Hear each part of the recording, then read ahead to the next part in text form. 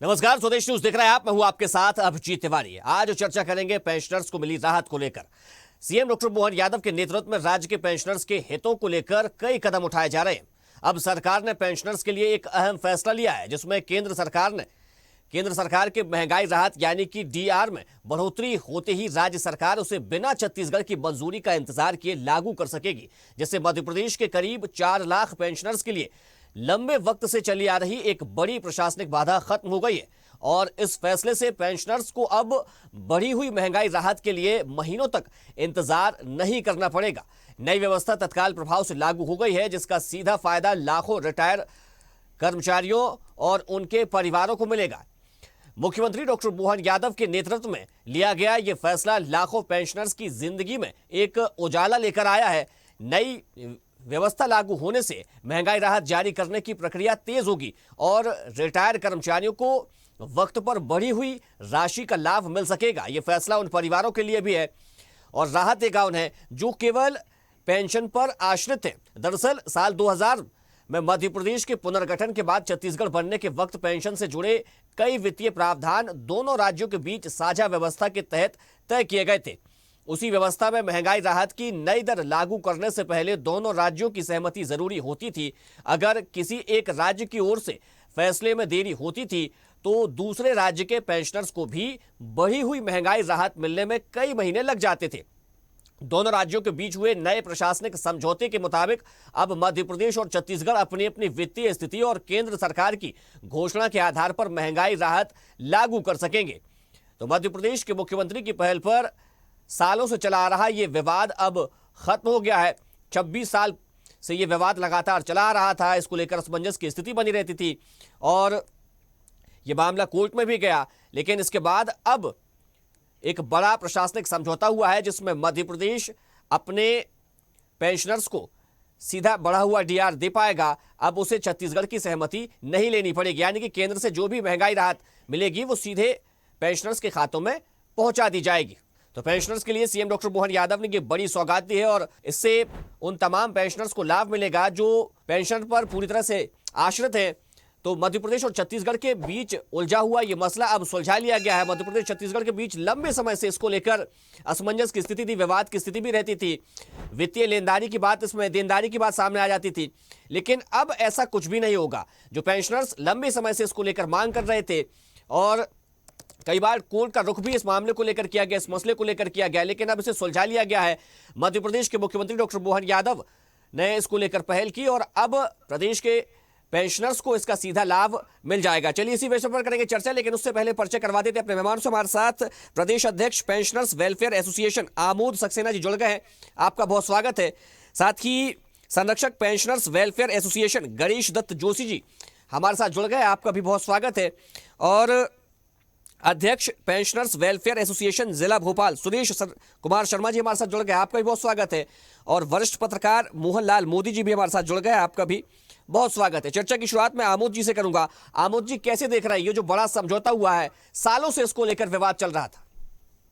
ये बहुत अहम फैसला है और ये पेंशनर्स के हित में एक बड़ा कदम है दोनों राज्य सरकार का। पिछले लगभग 26 साल से हम लोग इस जो अनिवार्यता थी महंगाई राहत देने से पहले दोनों राज्यों के बीच सहमति लेने की, उससे हम लोग बड़े त्रस्त थे और कई माह का हमारा महंगाई राहत जो है सरकार के पास या सरकार हमें दे नहीं पाई है। हमारी मध्य प्रदेश सरकार ने हमेशा पहल करी है कि जब जब केंद्र सरकार का महंगाई राहत बढ़ा है उस तारीख से सहमति है तो छत्तीसगढ़ से पत्र सहमति मांगी है, किंतु छत्तीसगढ़ ने उसमें कटौती करके 6 महीने 8 महीने बाद की सहमति दी है, जिससे जिस प्रकार छत्तीसगढ़ सहमति देता था हम उस पर डिपेंड थे, हमारी सरकार उस पर डिपेंड थी, उसी तारीख से मध्य प्रदेश सरकार हम लोगों को महंगाई राहत देती थी। गणेश दत्त जी, कैसे देख रहे हैं सरकार के इस पहल को? सरकार की ये जो पहल है काफी विलंब से हुई है। इस संबंध में बहुत पहले ही निर्णय हो चुका था। हमारे पूर्व मुख्यमंत्री जो छत्तीसगढ़ के थे रमन साहब, उन्होंने 16 या 17 में मुख्य माननीय शिवराज जी को लिखा था कि हम स्थायी सहमति कर लेते हैं, किंतु हमारे तत्कालीन मुख्यमंत्री शिवराज जी ने इस हेतु मना कर दिया स्थायी सहमति के लिए, जो इस सहमति उस समय होनी थी वो आज हो रही है करीब करीब 10 साल बाद। ये सबसे बड़ा दुखद वो है। और अब जब सहमति हुई है तो हम इसके लिए मुख्यमंत्री डॉक्टर मोहन यादव का हृदय से आभार व्यक्त करते हैं। साथ ही हम उनसे ये भी कहना चाहेंगे कि जब जब भी वो डीआर देते नियमित कर्मचारियों को डीए देते हैं उसी दिनांक से हमारे को भी डीआर का भुगतान किया जावे। और साथ ही इसमें जो सबसे बड़ी जो कमी है इस आदेश में, धारा 49 के नाम पे जो ये रोकते थे, धारा 49 का कोई उल्लेख नहीं किया इन्होंने। इसमें इनको जो स्थायी सहमति किस बारे में हुई है, धारा 49 में कहीं भी ये नहीं लिखा हुआ है कि आप डीआर के लिए सहमति लें। अनावश्यक रूप से ये 25-26 साल से, मतलब सन 2000 के बाद से सहमति के नाम पे अड़ंगा लगाते थे और पेंशनरों का डीआर देने में विलंब करते थे। ठीक है सुरेश जी, क्या वजह मानते हैं ये जो देरी होती रही? क्योंकि अभी जैसे गणेश जी कह रहे हैं कि करीब 10 साल पहले ही इसको हो जाना चाहिए था। ये इसमें जो है ना 10 साल 2017 में इसका निर्णय भारत सरकार ने एक लेटर लिखा था और भारत सरकार का पत्र भी हमारे पास आया था और उसमें डॉक्टर रमन सिंह जो उस समय मुख्यमंत्री थे छत्तीसगढ़ के, उन्होंने इस संबंध में अपनी सहमति, स्थायी सहमति के लिए पत्र लिखा था। लेकिन तत्कालीन सरकार ने इस पर कोई निर्णय नहीं लिया और उसे 10 साल तक लटकाए रखा। अभी हमारे 81 महीने का एरियर्स 2019 से अभी तक अगर कोविड पीरियड को छोड़ दिया जाए तो अभी भी बकाया है। 27 महीने का हमारा 7th पे कमीशन का पैसा बाकी है और 32 महीने का 6th पे कमीशन का पेंशनरों का पैसा बाकी है एरियर, जो सरकार ने नहीं दिया। और जो ऑर्डर निकाला है उसके लिए हम माननीय मुख्यमंत्री का आभार व्यक्त करते हैं। लेकिन जो हमारा बकाया है वो भी अगर माननीय मुख्यमंत्री जो उस पर निर्णय लें तो बहुत अच्छा होगा। ठीक है मोहनलाल जी, करीब 4 लाख पेंशनर्स लगातार परेशानी से जूझ रहे थे। लंबे समय से ये विवाद इसको लेकर चला, असमंजस की स्थिति रही, जबकि कई बार ऐसा हुआ जब दोनों ही प्रदेशों में एक ही पार्टी की सरकार आई, लेकिन उसके बाद भी ये मामला उलझा रहा। तो आज निर्णय हुआ, ये बड़ा संदेश देता है। विभिन्न सरकारें हो, संगठन हो, इनके बीच में जो खींचतान चलती है कई बार ये अनावश्यक प्रतीत होती है। जैसे इसी में लें, जो मित्र बता रहे हैं 10 साल पहले निर्णय हो जाना चाहिए था। मामला हाईकोर्ट में भी गया। देखिए हाईकोर्ट से निर्णय नहीं आया, निर्णय कहां से आया? आपसी सहमति की टेबल से। यदि ये सहमति 10 साल पहले ही बन जाती तो ये जो हमारे पेंशनर, हमारे, मैं इनको भाई नहीं बोलूंगा, बुजुर्ग हैं हमारे, तो इन बुजुर्गों को काफी सहूलियत होती, क्योंकि इनके पास जो कहना जीवन मरण का और आत्मसम्मान का आधार है पेंशन। सामाजिक प्रतिष्ठा में बड़ा अहम भूमिका निभाती है ये छोटी सी राशि। तो अगर ये सहमति आज बनी है तो ये सिर्फ इसलिए बनी है कि या तो एक संवेदनशील सरकार अस्तित्व में है या उसमें जो बैठे हैं वो लोग जो मुखिया हैं, चाहे वो नौकरशाह हो चाहे वो राजनेता हो, उनको जब ये एहसास हुआ कि भाई जब सरकारें एक जैसी हैं, केंद्र से इसकी कहना चाहिए रूपरेखा आती है, हमें सिर्फ लागू करना होता है। अब इस लागू करने में हम धारा 49 की आड़ लेकर जबरन हम अहित दें या अहित पैदा करें उन लोगों का जो अपना जीवन जिनने सरकार के लिए या जन सामान्य सेवा के लिए अर्पित कर दिया, उसमें ये बहुत निंदा का विषय है। ऐसा नहीं होना चाहिए था। हाँ, इस बारे में ये कहना चाहूंगा, ना तो पेंशनरों के खिलाफ शिवराज थे और ना ही मोहन यादव खिलाफ में, बस ये नौकरशाही के स्तर पे जो इस तरह की हरकतें हो जाती हैं, कई बार सरकारों को इसके चलते नीचे देखना पड़ता है। और आज भी देख लीजिए कि अदालत को इसमें बीच में नहीं आना पड़ा। इससे एक चीज बहुत स्पष्ट हो जाती है कि अब सरकार को या उनमें बैठे अधिकारियों को ये सीख लेनी चाहिए कि हर मामला अदालत में ले जाने के लिए लोग बाध्य ना हो, और जो सुलझे हुए लोग नौकरशाही में हैं उन्हीं को की पोस्टों पर बिठाया जाए। जैसे मनीष रस्तोगी ने पहल की, उधर से छत्तीसगढ़ से भी जवाब में तत्काल हस्ताक्षर हो गए एक ही पत्र पे, तो ये बहुत अच्छी पहल है और मैं समझता हूं कि इसी तरह के अधिकारियों को सरकार द्वारा प्रोत्साहित किया जाना चाहिए। ठीक है आमोद जी, अब किस तरह से लाभ मिलेगा पेंशनर्स को? अभी तो इस बारे में इन्होंने पत्र में कुछ स्पष्ट नहीं किया है। ये 17 जुलाई यानी कल ये जारी हुआ है और जारी दिनांक से प्रभावशील किया गया है। तो हमें शंका है या कहना चाहिए कि संशय है कि हमारा जो 1 जनवरी 2026 से 2% महंगाई राहत अभी मिलना है, उसमें स्थिति स्पष्ट नहीं कि हमें जनवरी 2026 से मिलेगा, ये जुलाई 2026 से मिलेगा। तो अभी इस बारे में कोई स्थिति पत्र में पेंशनर्स की क्या मांग है इसको लेकर? और अब पेंशनर्स तो हम लोगों ने काफ़ी ज्ञापन और पत्र दिए सरकार को कि भाई महंगाई जो है सभी पे समान रूप से लागू होती है, और इस संबंध में उनको अवगत भी कराया है कि पश्चिम बंगाल का जो 5 फरवरी 2026 का जो निर्णय आया है वो हमारे डीआर के बारे में उन्होंने लिखा है कि ये हमारा पेंशनर का संवैधानिक अधिकार है, और जो अनुच्छेद 14 है तो समानता का व्यवहार सरकार उसके अंतर्गत हम सबके साथ करे। महंगाई चाहे वो पेंशनर हो चाहे सेवारत हो, सब पे बराबर लागू होती है उसी तिथि से जिस तारीख से हमारी केंद्र सरकार उस चीज़ को डिक्लेयर करती है या देती है। तो अभी इस बारे में हम कुछ कह नहीं सकते कि सरकार आगामी जो हमारा महंगाई राहत मिलना है वो कब से देगी, कैसे देगी, अभी इस पत्र से कोई स्पष्ट नहीं। इस पत्र में जो आज तक 26 साल तक इन्होंने जो सहमति ली एक दूसरे दोनों राज्यों ने, उसमें यही लिखा गया है कि धारा 49 मध्य प्रदेश राज्य पुनर्गठन अधिनियम की धारा 49 का उल्लेख करते हुए सहमति ली है, मगर इस पत्र में कहीं भी उन्होंने धारा 49 का उल्लेख नहीं किया। इससे स्पष्ट है कि धारा 49 को सिर्फ आधार बनाकर और हम लोगों का डीआर रोका गया है। तो अब ये सरकार को स्पष्ट करना चाहिए या इसका स्पष्टीकरण निकालना चाहिए कि ये धारा 49 के अंतर्गत निकाला गया है या ये जो आपने परंपरा बना ली थी, जैसा कि अभी हमारे पत्रकार महोदय ने कहा है कि जो नौकरशाह लोग हैं इन्होंने परंपरा, सरकार नहीं चाहती, सरकार ने तो 32 महीने का भी हमारा अनुमोदन कर रखा है, 27 महीने का, किंतु नौकरशाह ने उसको रोक के रखा हमारे। ये नौकरशाह जो है वो हमारे पेंशनर या कर्मचारियों का कभी कल्याण नहीं चाहते। ठीक है, मैं तो इस मंच, आपके मंच के माध्यम से स्पष्ट कहना चाहता हूँ। गणेश जी, इसको लेकर तो संशय है कि आखिर कब से मिलेगा ये जो डीआर आएगा, लेकिन बीती ताहे बिसार दे अब आगे की सुधले, तो अब मन में कोई गुरेज तो नहीं है? क्योंकि अब तो सब आप सही बोल रहे हैं, मन में पीड़ा तो है कि हमारे जो नियमित कर्मचारी है उनको पूरा मिल रहा है, हमारे को नहीं मिल रहा है। अच्छा, इन्होंने जिसमें जो दिनांक लिखी है 17 जुलाई से लागू होगा, इसका मतलब ये, जैसा कि अमोद जी ने कहा है, कि इसके पूर्व के बारे में देंगे कि नहीं देंगे ये शंकास्पद स्थिति है। और हमारे आदरणीय पत्रकार महोदय मोहनलाल जी ने जो भी कहा, न्यायालय का जो उल्लेख किया इन्होंने, ये सही है कि न्यायालय के निर्णय के पूर्व ही शासन ने ये आदेश जारी कर दिया।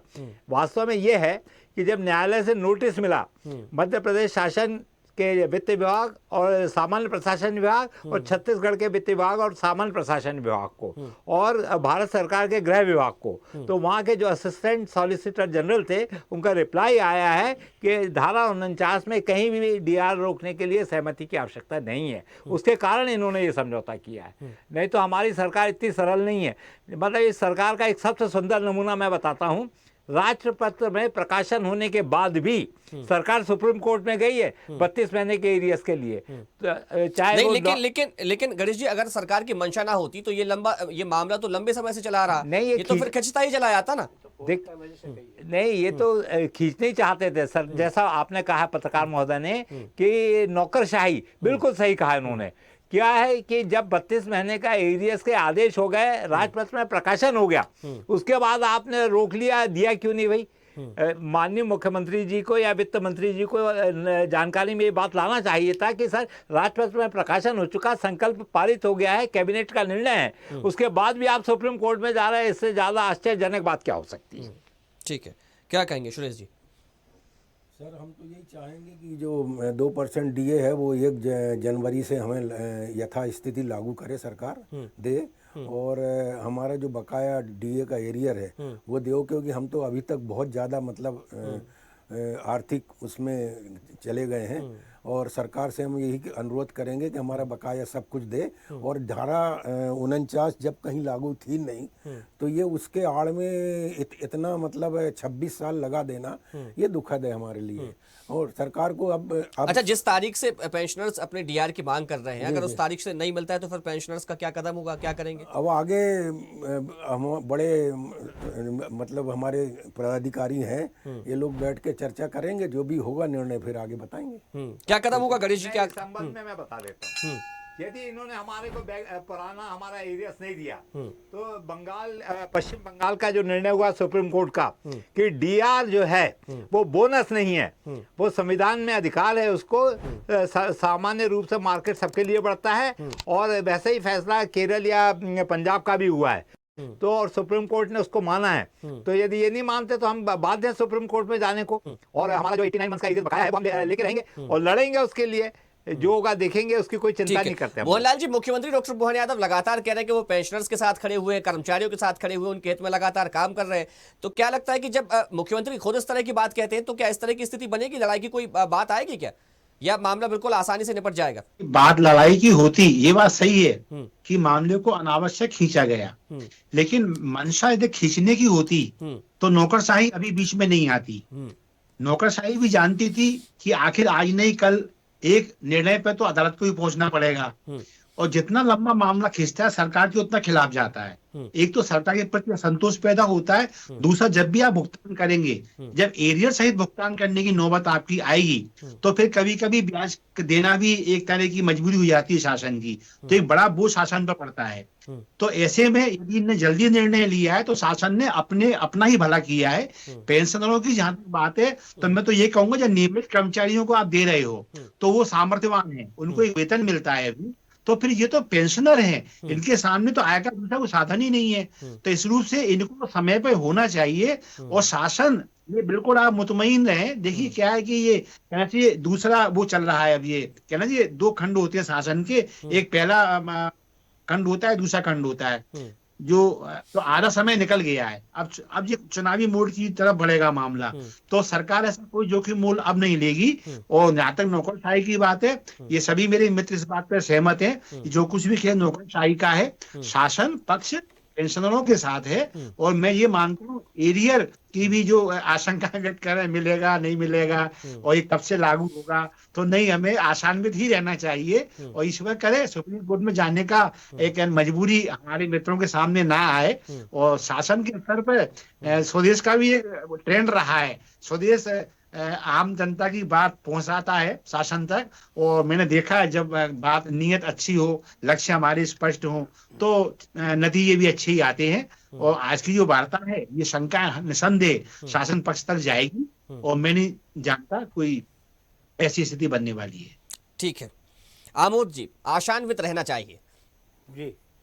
नहीं, अभी 26 साल से तो हम लोग आशा लगाए बैठे ही हैं कि सरकार आज नहीं तो कल, कल नहीं तो परसों हमारे लिए कुछ ना कुछ हित में निर्णय लेगी। सरकार ने लिए भी। ये बात जो है अभी, जैसे अभी कुछ समय पहले हमारी जो पेंशनर की मृत्यु के बाद अविवाहित विधवा तलाकशुदा पुत्री के बारे में सरकार ने निर्णय लिया, तो हमने उसका स्वागत किया। हमने ये भी आपके चैनल के माध्यम से सरकार तक खबर पहुंचाई थी, बात पहुंचाई थी कि अब जो है पेंशनर अगर ऐसी स्थिति में है कि उसकी कोई अविवाहित तलाकशुदा या विधवा पुत्री है तो वो चैन से मर सकेगा। सीधी सीधी बात हम आपसे चैनल के माध्यम से, कि सरकार का बहुत बड़ा कदम था, सरकार जो चाहती है। मगर हमारा ये निवेदन है कि ये चीज़ें समय से होना चाहिए, उसमें विलम्ब क्यों होता है। जैसे जब 10 साल पहले ये डीआर के मामले में सहमति खत्म होना थी, हमारे जो पेंशनर्स वेलफेयर एसोसिएशन है शुरू से जो पत्राचार कर रहा है, हम उनसे निवेदन कर रहे हैं कि इसमें सहमति का कहीं उल्लेख नहीं है। छत्तीसगढ़ की एक फाइल जब हमने निकलवाई तो उसमें उन्होंने लिखा कि जो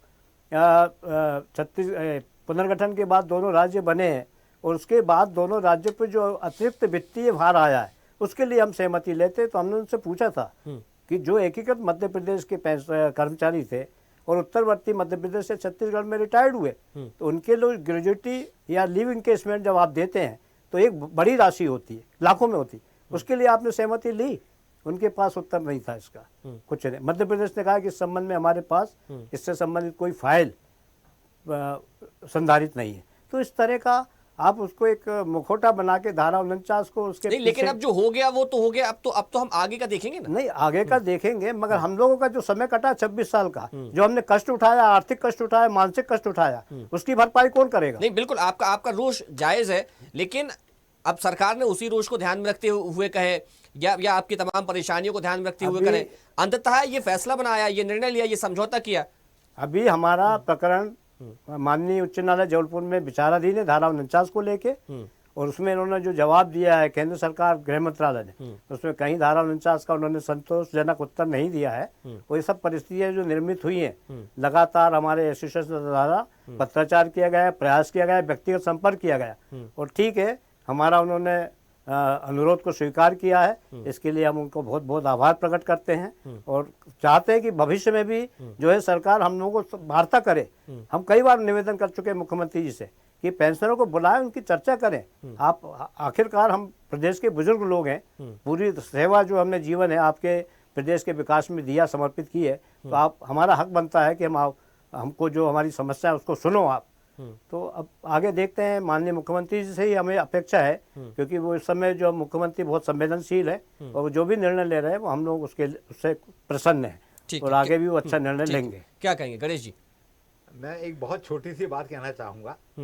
हमारे आदरणीय पत्रकार महोदय मोहनलाल जी ने जो अभी कहा है राशि के भुगतान विलंब से जो होता है, एक निर्णय ऐसा हुआ है जिसमें शासन को 32 महीने के एरियस बारे में उसमें 6% ब्याज सहित का भुगतान करना है और सरकार उसको लेकर सुप्रीम कोर्ट में गई है। तो ब्याज तो बढ़ते ही जाएगा ना, शासन पर ब्याज का अतिरिक्त बोझ बढ़ेगा। तो जैसा माननीय पत्रकार महोदय ने कहा, बजाय सुप्रीम कोर्ट के जाने के इनको निर्णय का पालन करना चाहिए ताकि ये स्थिति निर्मित ना हो। बिल्कुल। अब देखिए, हमें सरकार के और तमाम सारे फैसलों का भी इंतजार करना चाहिए। हम इसको कम से कम ये तो मान सकते हैं कि शुरुआत अब सरकार ने पेंशनर्स के हित में कर दी है। समय हो गया, इस चर्चा को यही विराम देना पड़ेगा। हमारे साथ जुड़ने के लिए गणेश जी आपका बहुत शुक्रिया, आमोद जी आपका बहुत धन्यवाद, सुरेश जी आपका बहुत शुक्रिया और मोहनलाल जी आपका भी बहुत शुक्रिया। तो मध्य प्रदेश की सरकार ने समझौता किया है छत्तीसगढ़ की सरकार के साथ। करीब 26 साल पुराना जो विवाद था वो चलता रहा, कोर्ट में भी गया, उसको लेकर तमाम प्रदर्शन भी पेंशनर्स की ओर से किए गए, लेकिन अंततः समझौता दोनों राज्यों के बीच हो गया है